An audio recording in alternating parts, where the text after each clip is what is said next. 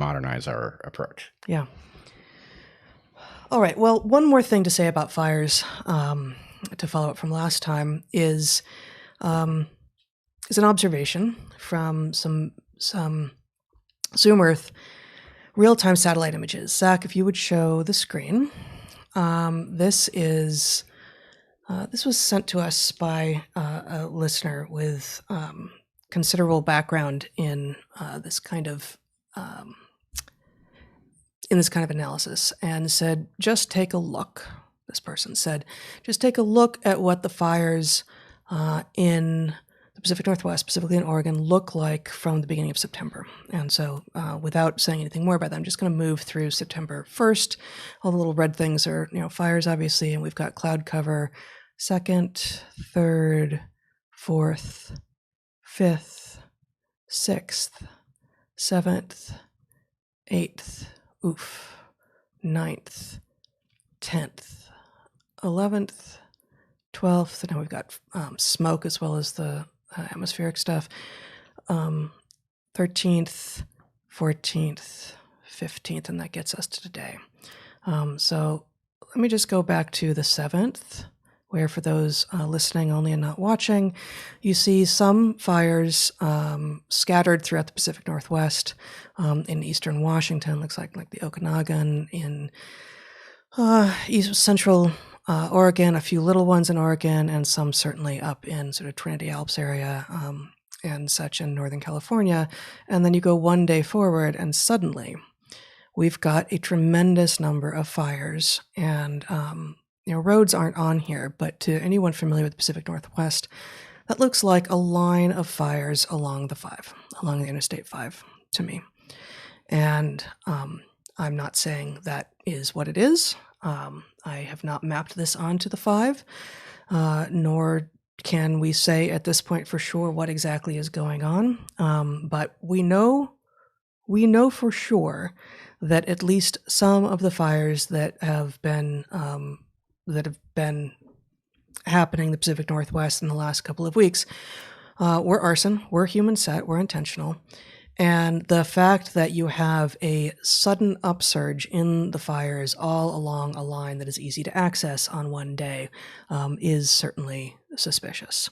And what we see is what looks like sort of a knee-jerk rejection of the idea that any of the fires are arson from the official sources, at least in the state of Oregon, which, given how busy everyone is right now, the idea that effective analysis has already been done and they can completely rule out arson for any of these strikes me as itself an indicator that perhaps something is being covered up. So let's just do this correctly. Yep. There are processes that could associate fires with roads that have nothing to do with arson. For example, people sometimes pull a car onto a median that has grass, and the hot exhaust of the car can catch stuff on fire. It's usually completely obvious when this has happened. In general, these things catch grasslands on fire and they're quickly put out, but not always.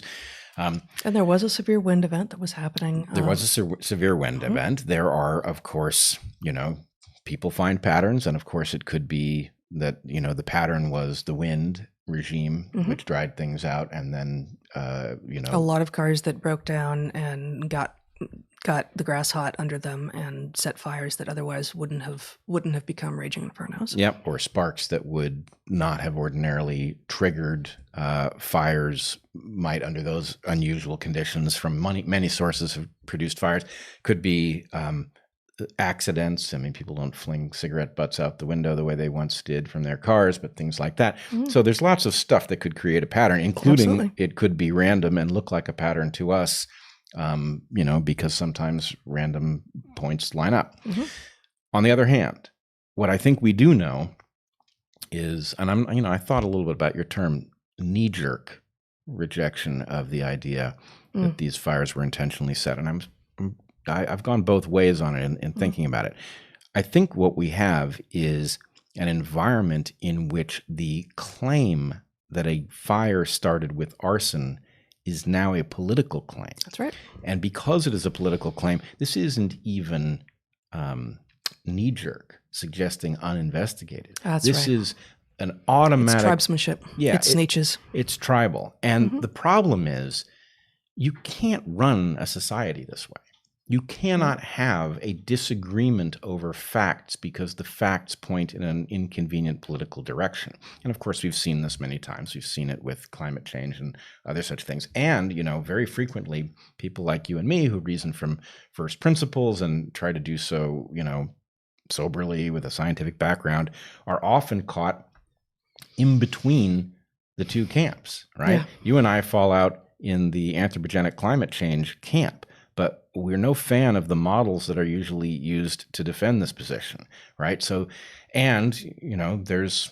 Or the, we're scientists, trust us, do what we say because we're wearing the right clothes and have the right degrees approach, which is itself, of course, the leading by authority, which is just a step away from an authoritarian approach, which is anti-scientific. Right. And so at some level, we are staring at the collapse of civilization from no cause greater. You don't need anything more than the simple agreement to take the facts and capture them for your side.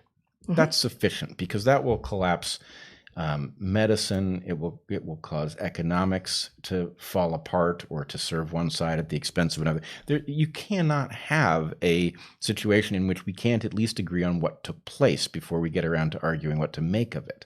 And the idea that we are living in a state in which fires are raging out of control, health is severely compromised, and there is any possibility that we would even have to worry that we were being protected from the information that fires were the result of arson is already evidence that we are in just a dire scenario. Yeah, that's right. Even if they're not arson, we want to know that That's right. that idea has been fully vetted before it's been rejected. And we know that in some cases it's unambiguous, right? We can see on Twitter evidence of fireworks associated with certain fires where citizens put them out. So, yeah, man, how did we end up here? Yeah.